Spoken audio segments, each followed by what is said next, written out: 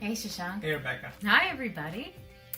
So, let's talk about some things that people can look at and judge and kind of figure out where they're going. So, we're going to talk analytics.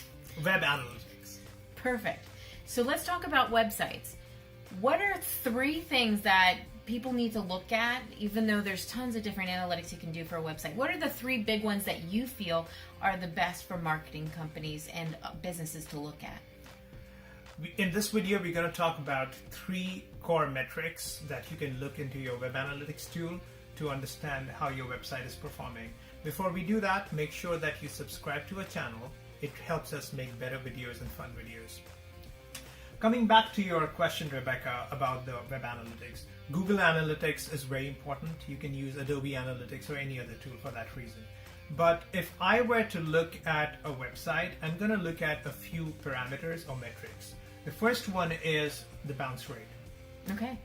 If a user comes to your website and he really leaves the website pretty quickly, it shows that something is not right on the website. They're not, the first impression of the first few seconds that a person looks at your website or a web page shows whether the person is really engaged with your website or not. You can see that in your analytics tools. You can also use heat maps, for example, to get an idea as where people are clicking and what they're doing on your website.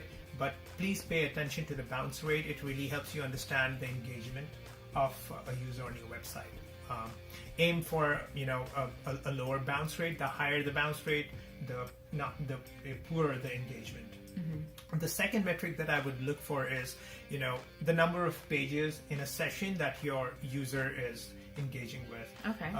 A lot of us are so much focused on the number of users or the number of visitors coming to a website that we really do not sometimes pay attention to how many pages the user is actually visiting. The person comes to the website, lands on page A, likes the page A, goes to page B, and looks at other pages of your website. So understanding that journey when a visitor lands on your website and how they engage with different pages is also important.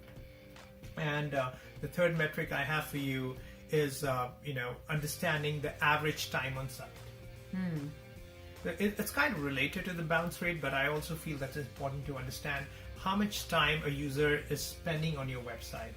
The longer the time, the more engaged they are. Obviously, it's not 100% accurate metric because sometimes people leave their laptops or mobile phone on and their web page is still there until the session expires. But it's an important metric that you might want to look into in your Google Analytics or any other analytic tool. So those were our 3 metrics that you should look into when understanding how your website and your content is performing. So if you feel like there's 3 other metrics or other metrics, analytics that you want to talk about more, go ahead and leave your comments below and we'll go ahead and address them in another video. Thanks so much.